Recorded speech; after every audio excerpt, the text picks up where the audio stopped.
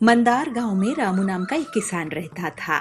रामू बहुत दुखी था। रामू को किसी ने बताया कि अपने दुखों की समाधान ढूंढने के लिए आचार्य जयसूर्या के पास जाए। आचार्य सभी दुखों का समाधान कर देते हैं, ये दिलासा दिलाया। रामू आचार्य के पास जाने के लिए तैयार हो गया। रामू बहुत सारी कठिनाइयों का सामना कर रहा था। रामू की मन में ये आशा थी कि आचार्य कुछ न कुछ उपाय जरूर बताएंगे ताकि वह दुखों से मुक्ति पा ले। रामू आचार्य के पास पहुंचता है और कहता है, आचार्य, मैं तो एक मामूली सा किसान हूँ।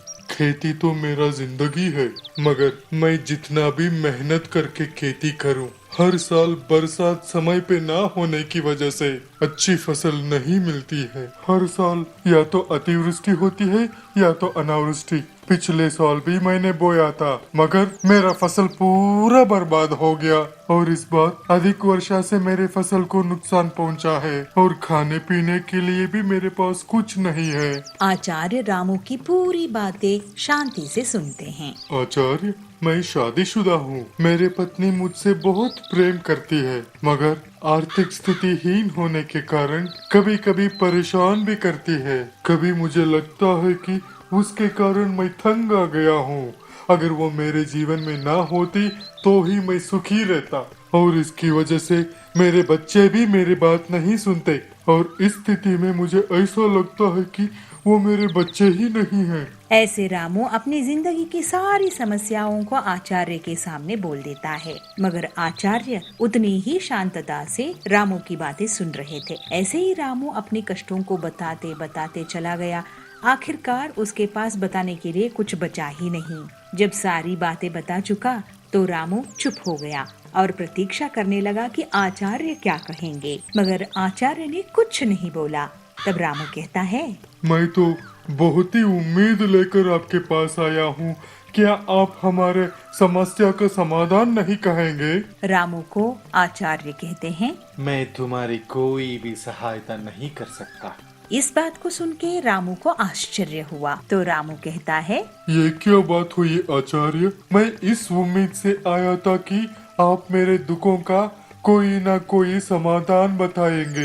क्या इसलिए आप हमारे समस्याओं का समाधान नहीं दे रहे हो क्योंकि मैं एक गरीब किसान हूँ? तब आचार्य उतनी ही शांतता से कहते हैं, नहीं, समस्या तो हर किसी के जीवन में है। कभी मनुष्य सुखी होता है, कभी दुखी होता है, कभी उसे पराये अपने लगते हैं और कभी कभी अपने भी उसे पराये लगते हैं। इस जीवन चक्र से कोई भी निकल नहीं सकता।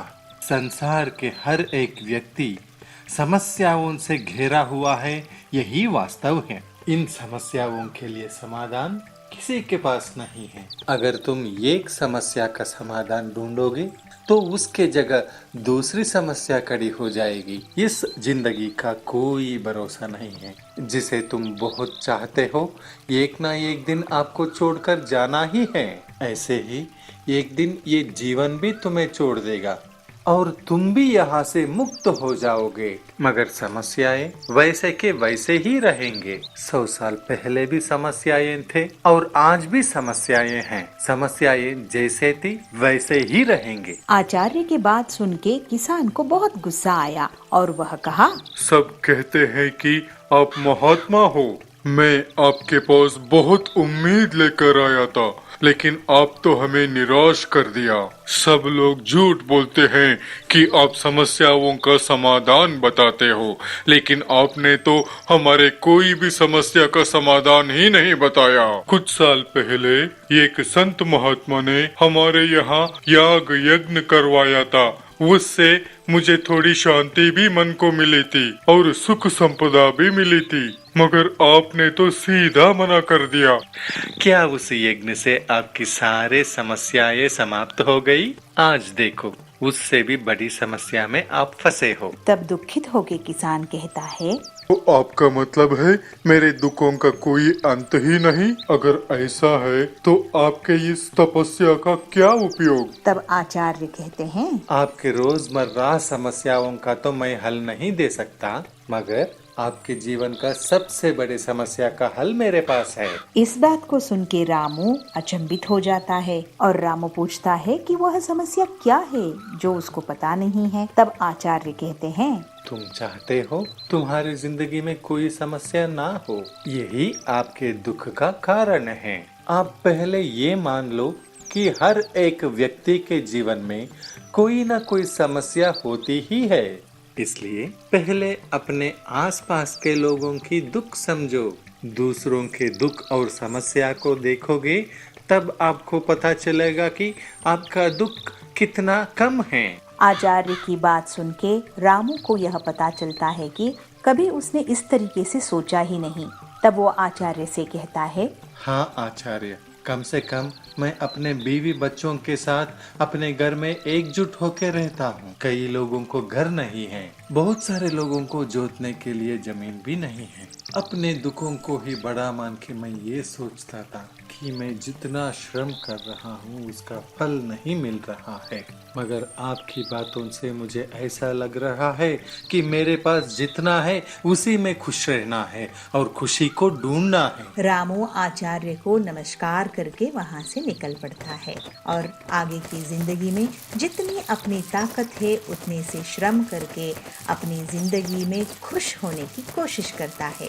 इसके अलावा अपने साथियों को, अपने इर्द गिर्द लोगों को भी खुश रखने की कोशिश में जुट जाता है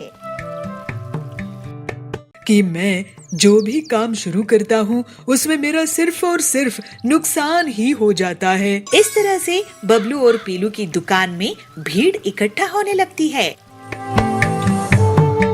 मूंगा गांव के जंगल में बबलू अपनी पत्नी पीलू के साथ रहता था। बबलू बहुत ही नेक दिल, ईमानदार कबूतर था। बबलू एक बार बेकरी की दुकान खोलता है तो गांव के लोग उसे उधार में केक, ब्रेड वगैरह ले जाते थे और फिर उसको कभी भी पैसे वापस नहीं करते थे। इस वजह से उसे बेकरी बंद करनी पड़ गई। ऐसे ही एक दिन बबलू परेशान बैठा था, तब पीलू उसके पास आके बोलती है, क्या हुआ जी, आप परेशान क्यों हैं? तुम तो जानती ही हो ना पीलू कि मैं जो भी काम शुरू करता हूँ उसमें मेरा सिर्फ और सिर्फ नुकसान ही हो जाता है। मैं तो ये समझ ही नहीं पा रहा हूँ कि मेरा इतना नुकसान आखिर क्यों होता है। आपको नुकसान इसलिए होता है क्योंकि आप जरूरत से ज्यादा सीधे साधे हो। इन गांव वालों ने आपका बहुत फायदा उठाया है। आप उधार में चीजें देते गए, लेकिन ऐसा आगे से चलता रहा तो हमारे पास खाने के लिए भी पैसा नहीं बचेगा। तुम सही कह रही हो पीलू,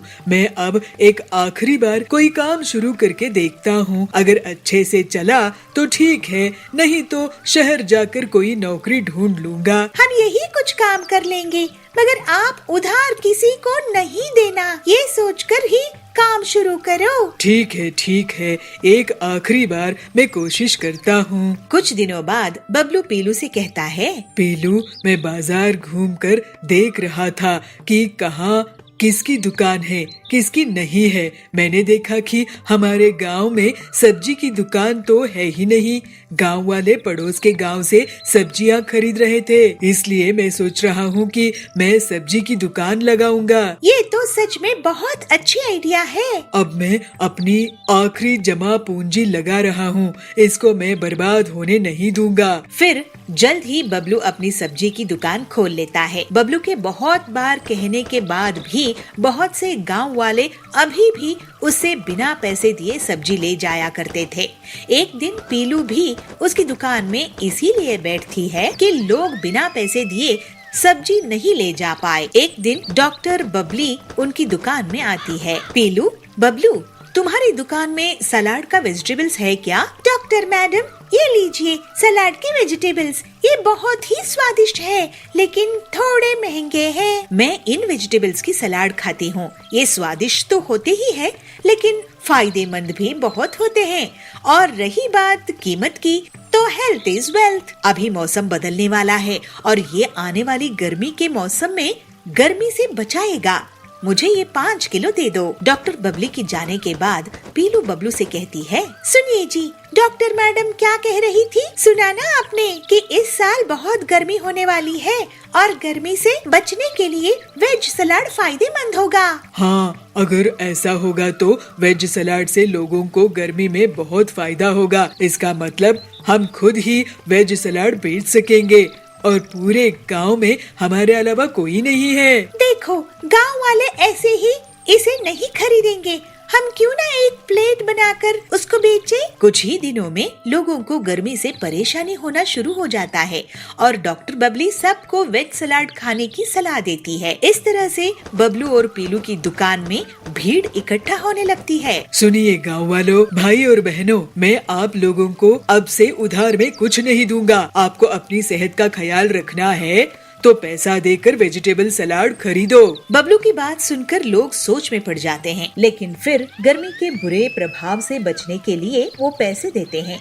इस तरह से लोगों की सेहत को भी नुकसान नहीं होता है और वो सब अब सबक ले लेते हैं कि कोई भी अच्छी चीज मुफ्त में नहीं मिलती है। फिर कुछ ही दिनों में बबलू और पीलू बहुत अमीर हो जाते हैं। इस तरह सभी खुशी खुशी रहने लगे। साधुपुर नाम की गांव में सिंदूर नाम का एक लड़का रहता था। वह देखने में बहुत सुंदर था, लेकिन उसकी एक आदत खराब थी कि वह खाना खराब करता था।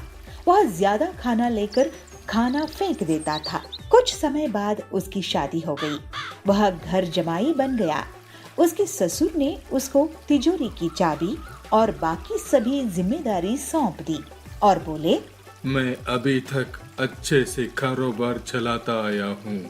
अब तुम्हें इन सब को कारोबार की जिम्मेदारी को निभाते हुए कारोबार चलाना है। सिंदूर ने अपनी ससुर की बातों को कबूल किया।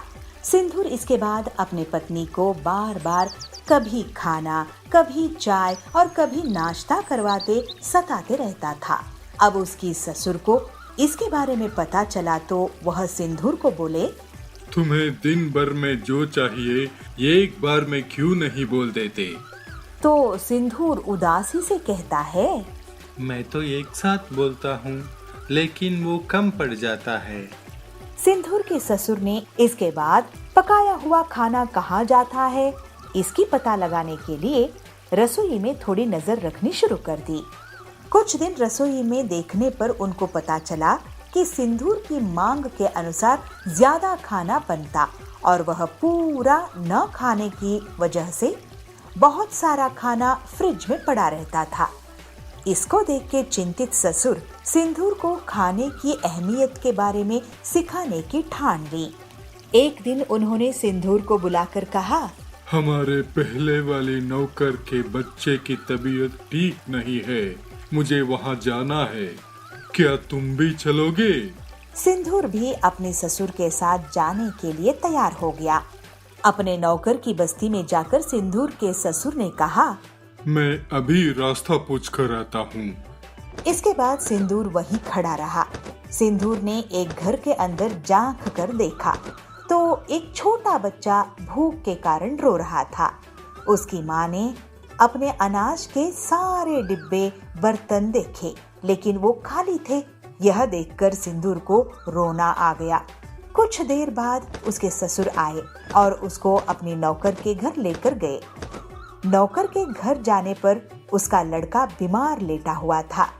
जब सिंदूर के ससुर ने बीमारी का कारण पूछा तो नौकर ने कहा, ये घर से बचा हुआ भोजन लेकर खाया था, लेकिन उसको नहीं पता था कि वह खाना खराब था।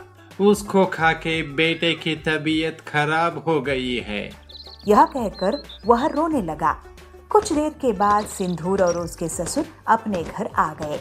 घर आने पर सिंदूर अपनी ससुर के सामने हाथ जोड़कर क्षमा मांगते हुए आंख में पानी भर लेता है।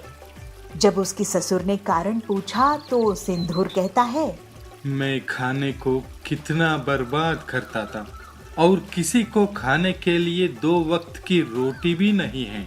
अब के बाद मैं खाने को कभी बर्बाद नहीं करूंगा। सिंदूर को खाने की कीमत महसूस होने पर उसके ससुर खुश हो जाते हैं। और सिंदूर ससुर से कहता है, हमें अन्न को कभी भी बर्बाद नहीं करना चाहिए। इसके प्रायश्चित के लिए मैं अपनी हैसियत के हिसाब से हर दिन अन्नदान का बीड़ा उठाता हूँ। कहते हुए प्रसन्नता से अपने घर के पास के मंदिर जाके अन्नदान पे जुट जाता है। तो बहुत कम आमदनी होती है। तो बंटी तुम्हारे लिए ऑमलेट बनाने की मशीन बना देगा। एक गांव के जंगल में पीलू अपना ऑमलेट का ठेला चलाती थी। वो बहुत गरीब थी और उसका पति बंटी कबूतर मशीन रिपेयरिंग का काम करता था, लेकिन उनकी बहुत आमदनी नहीं होती थी। एक दिन बंटी जब कड़क सेठ के घर में मशीन रिपेयर कर रहा था, उसकी मशीन अचानक से और खराब हो गई। ये क्या किया तुमने बंटी? मेरी 50,000 की मशीन खराब कर दिया। अब इसका हर्जाना तुझे देना होगा। लेकिन सेठ जी, मैं 50,000 कहाँ से लाऊंगा? मैं बहुत ही गरीब हूँ। वो मैं नहीं जानता, तू मुझे पैसा लाके दे, नहीं तो मैं तुझे पुलिस के हवाले कर दूंगा। ऐसे ही उदास मन से बंटी अपने घर आता है और पूरी बात पीलू से कहता है। तो पीलू कहती है, ये तो हमारे घर बहुत बड़ी मुसीबत आ गई है। वैसे भी हमारा खर्चा बड़ी मुश्किल से चलता था, अब तो ऊपर से और ये 50,000 का नुकसान भरना पड़ेगा। मुझे तो बहुत डर लग रहा है। चलिए मैं किसी से उधार लेके आती हूँ। तो बंटी कहता है, मैं भी हरिया काका से कुछ रुपये उधार लाता हूँ। ऐसे कहकर दोनों पति पत्नी पैसे उधार लेने के लिए चले जाते हैं। बंटी और पीलू हरिया तोता के पास पहुँचते हैं। बंटी कहता है, हरिया काका, मुझे कुछ रुपये उधार चाहिए थे। बदले में मैं तुम्हारे यहाँ आधी सैलरी में काम कर लूँगा। तो हरिया कहता है, अरे तुम जैसे होनहार मैकेनिक को उधार की जरूरत कैसे पड़ गई? पीलू बोलती है, इन्हें अपने काम में बहुत बड़ा नुकसान हुआ है। हरिया काका, अगर हमें पैसे वापस नहीं किए तो बहुत बड़ी मुसीबत आ जाएगी। अब आप ही कुछ कीजिए। बंटी बोलता है, हाँ हरिया काका, हमारी थोड़ी मदद कर दीजिए। बदले में मैं आपके यहाँ काम कर लूँगा। हरिया बोलता है, अरे तुम लोग घबराओ मत, काम दाम में तो नफा नुकसान होता रहता है। वैसे तुम्हारा ऑमलेट का काम कैसे चल रहा है पीलू? पीलू बोलती है, मैं अकेले ज्यादा ऑमलेट नहीं बना सकती हूँ, तो बहुत कम आमदनी होती है। तो बंटी तुम्हारे लिए ऑमलेट बनाने की मशीन बना देगा, जिससे तुम तेजी से ऑमलेट बना सकोगी और तुम्हारा बहुत मुनाफा भी होगा। अरे ये आइडिया मुझे क्यों नहीं आया? हरिया काका, आपने तो हमारी मुसीबत ही हल कर दी। अब मैं आपकी मदद से पीलू के लिए ऑमलेट मशीन बना दूंगा। फिर थोड़े ही दिनों बाद बंटी पीलू की ऑमलेट बनाने की मशीन तैयार कर देता है और वो लोग मिलजुल कर ऑमलेट बनाने लगते हैं। जल्दी ही एक दिन कड़क सेठ उनकी दुकान में आता है। अरे वाह बंटी, तुमने तो ये नायाब मशीन बनाई है। ऐसी मशीन तो मैंने पहले कभी नहीं देखी और इसका स्वाद भी बहुत टेस्टी है। तो बंटी कहता है, कड़क सेठ जी, आपकी तारीफ का शुक्रिया। ये लीजिए 20,000 रुपये, बाकी मैं जल्द ही आपको लौटा दूंगा। ऐसे ही दोनों पति पत्नी की दुकान के सामने बहुत से ग्राहकों की भीड़ बढ़ जाती है। अरे बंटी भैया, ये तो गजब की मशीन बनाई है आपने। मुझे इस मशीन के 3 ऑमलेट दे दो। तो दूसरा ग्राहक कहता है, हाँ हाँ, कड़क सेठ भी तारीफ करके गए हैं। इसमें जरूर कोई न कोई खास बात होगी। मुझे 5 ऑमलेट देना। उनकी दुकान चलती देखकर कालू कौवा बहुत जलने लगता है। पीलू की दुकान के सामने उसकी अंडा पाव की दुकान थी। वो पीलू और बंटी की दुकान की भीड़ देखकर सोचता है, इनकी दुकान तो अब जोर शोर से चलने लगी है। मुझे इसकी काट निकालनी पड़ेगी, नहीं तो ये लोग मेरी दुकान बंद करवा देंगे। ये मशीन मैं चोरी कर लूंगा, उसके बाद ये लोग कड़क सेठ का उधार भी नहीं चुका पाएंगे। फिर तो इन्हें जंगल ही छोड़कर जाना पड़ेगा। कालू उसी रात को पीलू और बंटी के घर जाता है और खिड़की से चुपचाप झांक कर देखता है। बंटी और पीलू आराम से सो रहे थे। कालू अंदर आता है और मशीन उठाकर ले जाने की कोशिश करता है, लेकिन तभी उसे जोर का करंट लगता है और वो चीख उठता है। पीलू चिल्लाती है, चोर चोर चोर। दोनों पति पत्नी कालू को झाड़ू से पीटने लगते हैं। पीटो इसे।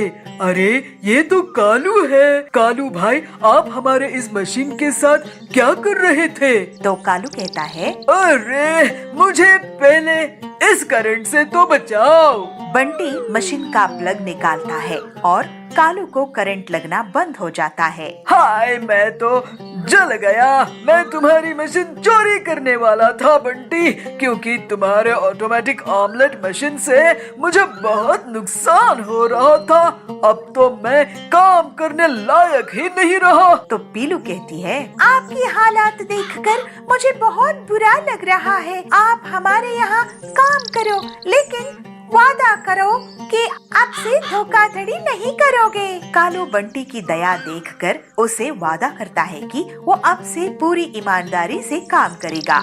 उसके बाद से बंटी और पीलू की ऑमलेट बनाने की मशीन से बहुत अच्छी कमाई होती है और वो लोग कड़क सेठ का उधार भी चुका देते हैं और हंसी खुशी रहने लगते हैं।